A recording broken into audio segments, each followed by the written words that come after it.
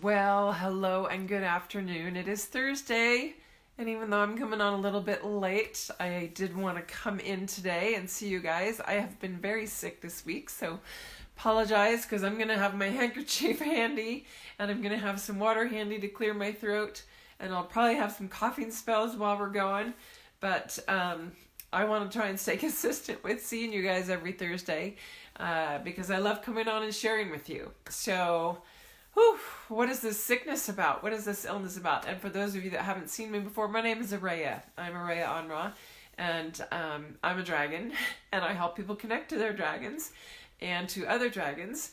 So hopefully you'll find some information tidbits here, especially in the video archives that are useful, whether it's here in the group Hello Nancy or in the YouTube channel. If you look up Invoke Healing International on YouTube, you'll find my YouTube channel that has a full playlist of just dragon information videos.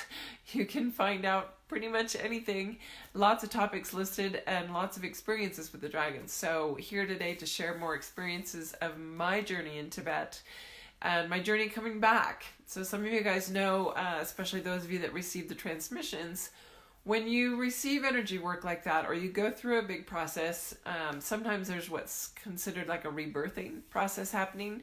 Sometimes it's downloads and just integration of new energies. And so I feel like I've been going through all of that. Hi, Marcy. Good to see you. In returning, because I had this experience the first week back of feeling like there were multiple layers. I kept describing it to people as having, and I think I talked about this last week, this sort of hodgepodge. Instead of a streamline of something, just one thing, it felt like it was all kinds of layers trying to merge in. So I feel like some of that has merged itself in, but at the same time, it threw me for a loop and really took a toll on me physically. So not only have I had the physical exhaustion, then it turned into a wicked cold with the sneezing and the runny nose and the cough and everything but a fever. So coming out of it, finally have energy. So I'm finally getting on track with getting all the information about the book club out, and that is coming, and the book itself. So I know I shared last week the paperback and hardback copies are actually out on Amazon, and I remembered to bring them with me here. So look at this. Aren't these awesome and beautiful? I'm really thrilled because they're full color. There's color on every page. There's beautiful drawings, all the symbols, some artwork in there, and paper are hardcover. I'm really thrilled. They've redone the cover a little bit. This first one wasn't quite centered right, but it is corrected now. But very excited for those of you that like to have a hard book to read or collect or keep. They're available, and I know that people are starting to order them. One thing on that, if you wouldn't mind putting reviews up, those of you that know the book, love the book, are just purchasing now, put some reviews up. And if you can't, apparently Amazon has a new policy that if you can't do a review unless you spend $50 or something, which the books aren't even $50. So I don't know how they ever expect people to get book reviews in. But if you try and you can't, please write a review and send it to me by email at araya@invokehealing.com or araya@dragonwithin.com. And I will either get them in a different way or use them somewhere else that will benefit people that are trying to get a hold of the book. So I always appreciate those reviews. But moving on to actually what I want to share today. Part of this energetic integration and thing that is happening for me is because of the work we did in Tibet. And I shared last week some of the actual activations around the mountain itself. I wanted to share today about the Dongka Caves. This is an area in the far west of Tibet, and it's around Zanda. Hello, Gilles, good to see you. An area that was how do I want to word it?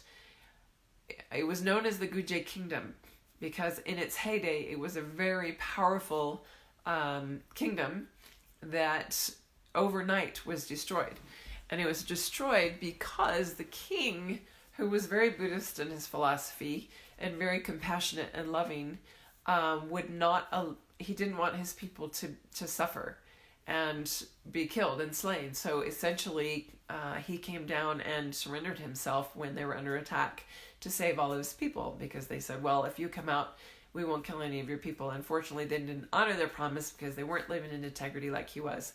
But it was centered, interestingly, on a power spot. So the reason that I went there, the reason that we even journeyed that far in Tibet, it's down in the Nagari province, way to the west. Not many groups get that far. It's not usually on their radar. And the large dragon in the land there, when I look at the map, the heart center is under Lake Manasarovar. Well, the power center, or the Hara, as you know it's called, the womb or the Hara center, that's where our power comes from. This is what we activate and work on within ourselves to really step into our full self-empowerment. The power center of this dragon, the center of it is in this area that I was like, okay, this is the Hara. Zoom in, zoom in, zoom in. Is there a town there? Can we get there? How can I go there to activate it? So lo and behold, I zoom in on it on Google Earth, which is a great tool. I love it. And there's the town of Zonda right in the heart of it. And I thought, isn't that interesting? So I look up Zonda, and Zonda is associated with the Guje kingdom. So I looked up that, and to have this power spot, this power place, and I find it so interesting that many monasteries, many churches, Catholic churches, cathedrals, the big ones, many really powerful governorships have been built on power sites in the world. So I found it interesting that this kingdom existed and was really aligned with the power of the dragon when it was in its heyday. There's not really anything there now other than the ruins of it and the towns around it, or the town around it, that is supporting basically a light tourism industry to go there. So we went to the Guje kingdom. It's a set of ruins, and I will tell you, driving into this place, it's like the Grand Canyon on steroids. If you think the Grand Canyon in the United States is massive and impressive, well, this place, as you drive into it, it's like looking at Bryce Canyon, if you're familiar with that. Just walls and walls, and I'll post some photos later. I meant to do it this morning and ran out of time. Walls and walls that almost look like the inside of intestine walls, because the sandstone is so worn down in such a perfect way, and it just makes you think of the center of a belly in some odd way. But it's these magnificent walls, and they're intertwined, and the fact that they built roads in here, we drove on roads that were just winding in and through and in and through, so it takes you forever to do even 50 kilometers or 30 miles to get places, but it's magnificent to drive through as well. And I saw a lot of dragons in the rocks and formations. Just felt absolutely lost in it. And then we came out the other side the next day when we went to the Donga Caves, and on driving back to where we needed to go to get out and eventually to an airport, we were above it again and could see it all from above. And it's just this magnificent, crazy, it literally looks like a big canyon or a big hole that's filled with all these walls. It's the perfect power center of this dragon. Everything fit about it.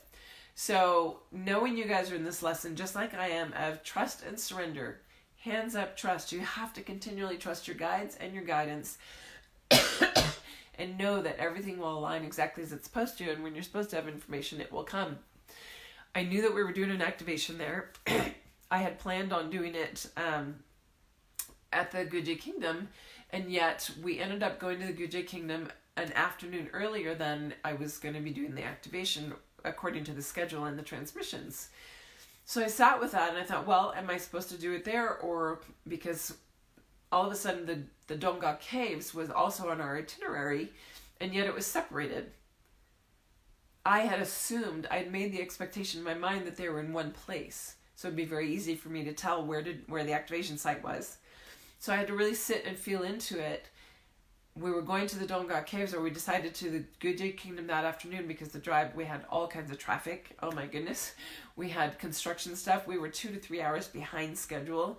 So we had to cut something out and put something off to the next day. So I just sat with it. The decision was made. All right, we do the caves tomorrow. We do the kingdom tonight while we can.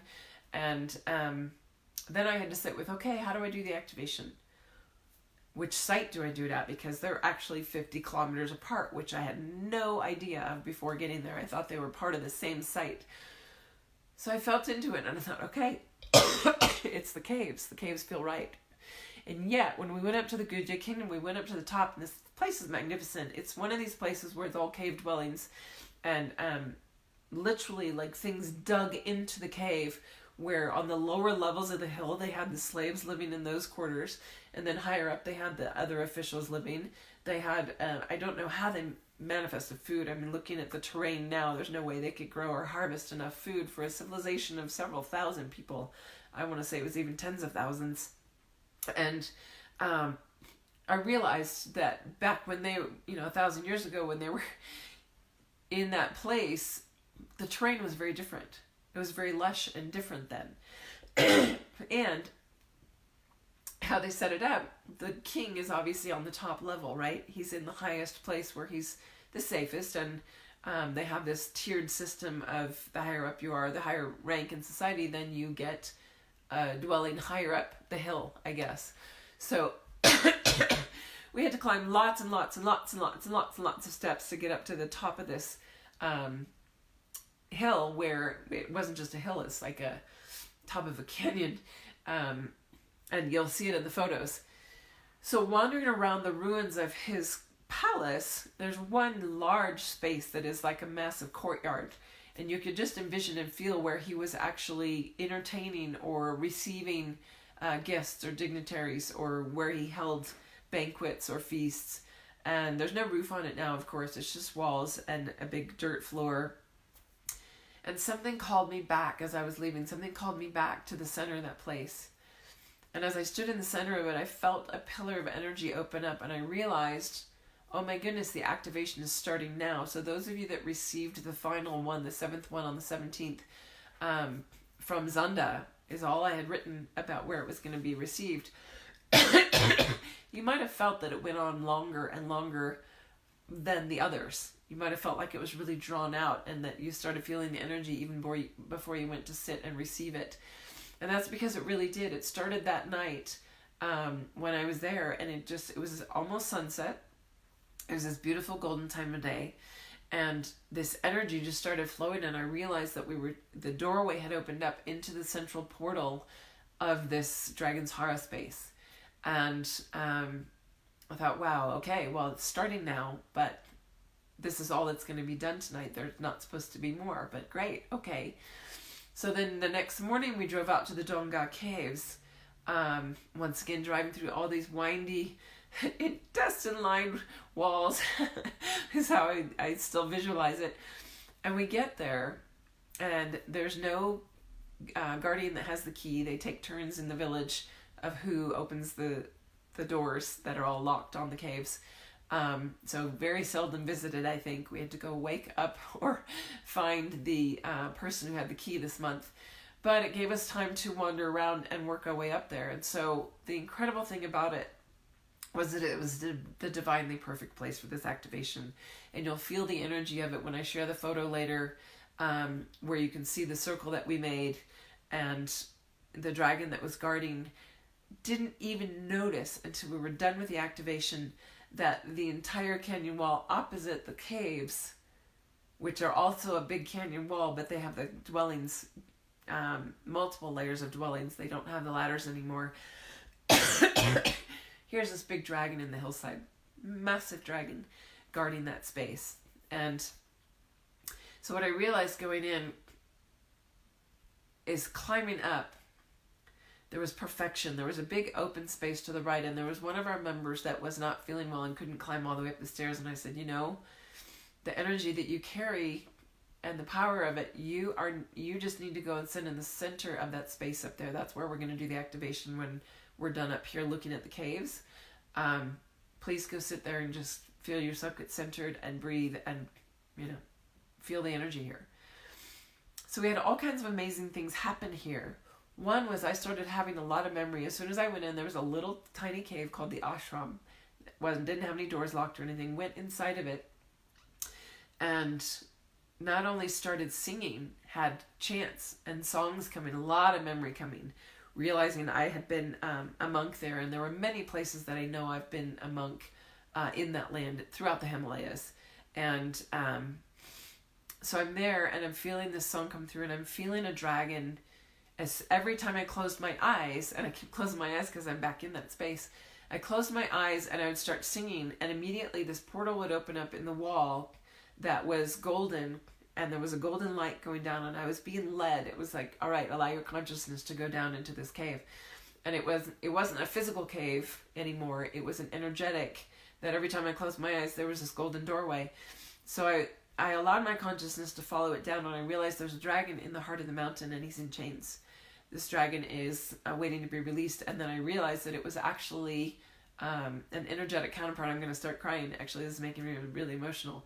That this was one of my Dragon Heart members who was there with me, was his, a part of himself. And so we do this journey. I've talked a lot about this, where we go around the planet. We're called to different places, and we feel parts of ourselves come back home, where we've left bits and pieces. Well, this piece of himself as dragon was still in that mountain waiting to be retrieved. And so when I got that information and I finished what I was supposed to receive in that ashram, I went and I got him and I said, you need to go in the ashram. There's something there for you. And he immediately felt it and sat, and I sat and guarded the door for him so that no one would come in. And he received so much more than that. He received some pieces of what his part would be in the final activations or why his part was what it was in the final activations around Kailash. So information is held in different sacred places around the world. I think that's why I wanted to share that story, that you'll be called to places because you might have a homecoming happening. You might have a part of yourself come back to yourself that you didn't even realize was missing. And that's when you feel more and more complete and more whole. And this time on the planet is the time that we are gathering those pieces of ourselves back to this one core, where all the incarnations where we've left bits and pieces or have experiences that aren't completed, we're completing those and bringing them back into our awareness now. This is part of our journey right now. So that was a really powerful experience, but I on my own started having memory as well. Walking around, when I went out of the ashram, I was energetically fully in my monk robes. I could feel myself walking with my hands behind my back, sort of pondering in a meditative walk stance, and was having memory of having been in that place, that I'd actually lived in that place. And this was connected to a place where the monks studied and were able to do that. It's sort of leaping or hopping, where they go 15, 20 meters at a time, where they defy gravity, where they levitate. Those were practices that were done there. And when the guides were telling us about the holes in the walls and how they lived in all the levels, that they actually had ladders up and all those, and I thought, actually, they didn't need ladders because it was monks living there, and they were able to leap up to those different places. It was part of their practice and part of their skill to develop to be able to actually get up to the highest levels. And so those that were the most developed got to live in the highest levels, and it was sort of an honor thing. Anyway, I thought it was interesting because I had read a book years and years ago, I think I mentioned this last week as well, about this woman. It was written in, I want to say 1910, in the early 1910s, 1920, by a woman who traveled there and got to experience and learn about these monks and what they did. And even reading that book had triggered something for me, but actually going to the place, realized that was something that it was in that place. So beautiful things. Also there were two different rooms that we were able to go in that were big chambers that had the Buddha statues. Many of them have been destroyed through the Cultural Revolution. But going in there, the paintings are still intact. It's actually known as the place where the most intact ancient paintings, they're over 1,000 years old, and the color on the walls is still magnificent, where they're still intact and preserved incredibly well. So when you're in that space, I found myself walking in and naturally having a desire to have everyone move into a circle. I found myself moving into a circular pattern of walk around the space and chants and more song rising that ended up being an unexpected circle gathering. It was just happened. It flowed. Yeah, the tombs in Egypt are similar. I agree, Sarah Lise. Some of the things, seeing those paintings on the Egyptian, the temples, that some of the original paint that's 2, 3, up to 5,000 years old, is still intact on some of those places. Magnificent. Anyway, having this natural circle form, and everyone started toning, and it was the most harmonic, beautiful conglomeration of sound without any practice, without any speaking, that it just started flowing. And it was like it opened something up, and something energetically happened. And that happened in both, well, it happened in the first room, and then the second room there just was, it was almost like being in a masculine and a feminine room. And even the second chamber felt more masculine in that on its ceiling it had these diamonds, 3 levels of diamonds intercarved into each other, that just reminded me so much of Amir Khan from Sirius B, the dragon, the symbol that is associated with him, and the interlocking geometries that are in his body. And first time I've ever seen a full, on that one above the doorway going out, full painting still intact of a black and white dragon in a perfect yin-yang sphere.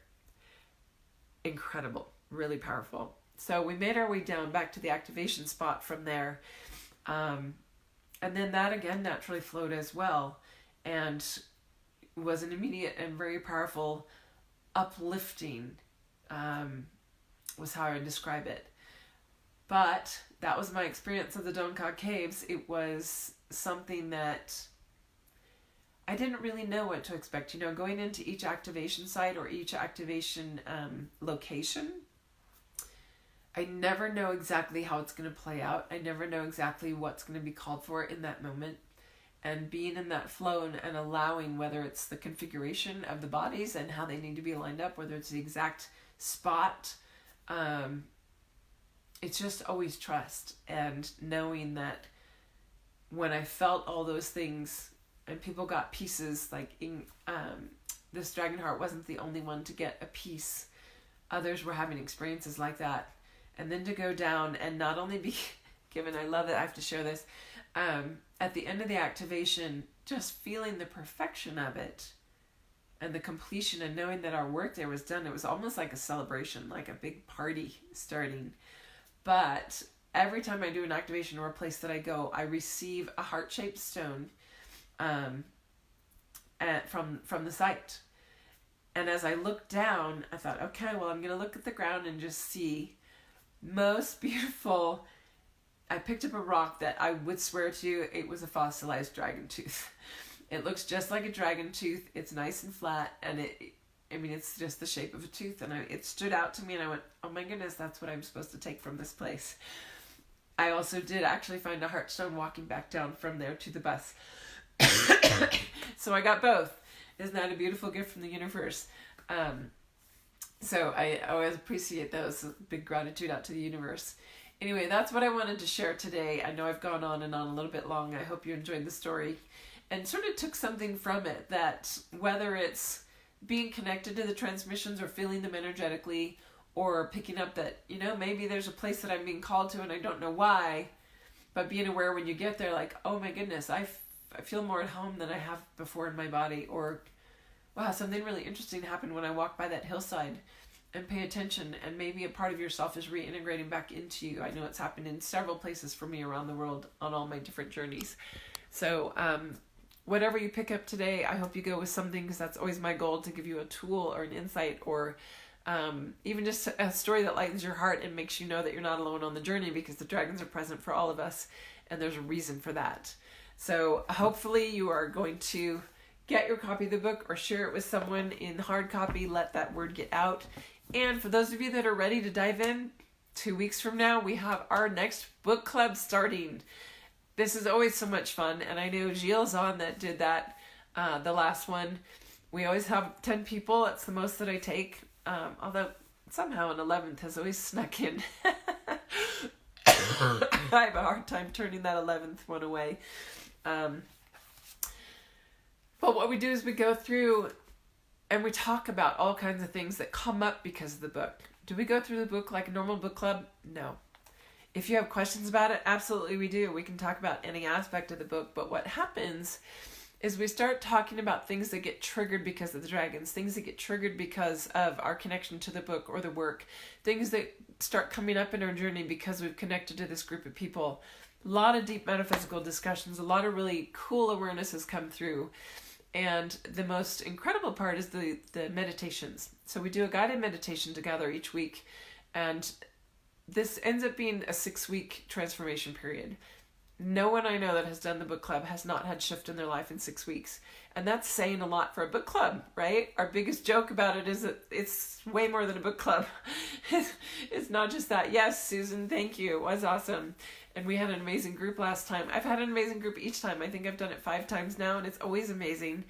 At some point, I'm going to do one in French. I know I've got enough people now that want to do a French one, so I'm going to have to challenge myself and push myself into doing it in French. But October 17th, the link is up on the Square storefront, and I will post, I believe it's in the events page as well, but I'll make some posts this week to let everybody know exactly how to find and register, because it's only 2 weeks away and those spots do fill up quick.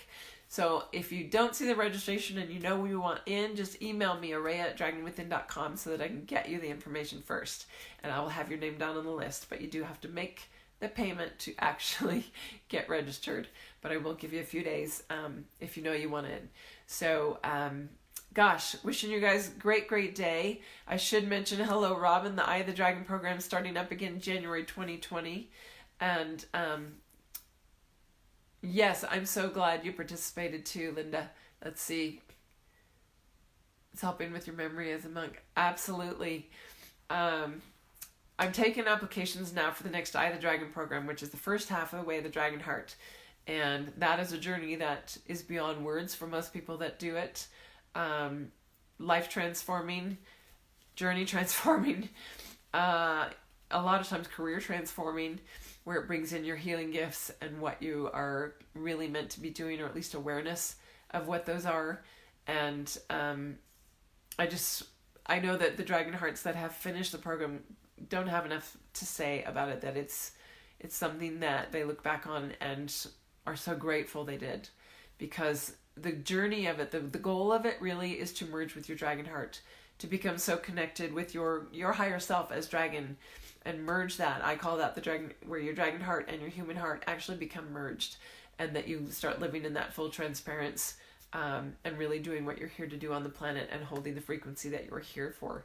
So the other part of the program is that new information, yeah, Robin, new information comes through all the time. And so that's sort of the place to witness and watch as the envelope gets pushed and more of higher concept stuff starts coming through, that it gets shared in that forum. That's where a lot of it comes through me when I'm teaching. Things just start rolling and flowing, and it's amazing what gets revealed and shared. And then all of a sudden I have these aha moments, and I have a collection of material from all kinds of things over the last year and a half that is going to be the next book when I can find the time this winter to actually start assimilating it all into one space. So great to be with you guys. Glad I have the energy to today. And look, I want to say I didn't cough, but you guys probably heard me cough, because I don't always focus. Here, I'm going to cough as I'm saying it. I think I got through without coughing very much at all. So thanks for that little boost in energy. I will see you guys next week. Please let me know if you need information for applications for Eye of the Dragon, if you need information to get in the Dragon Within book club, or if you need information to get one of the new hard copy or paperback books. I love being with you guys, and I will see you next time. Bye.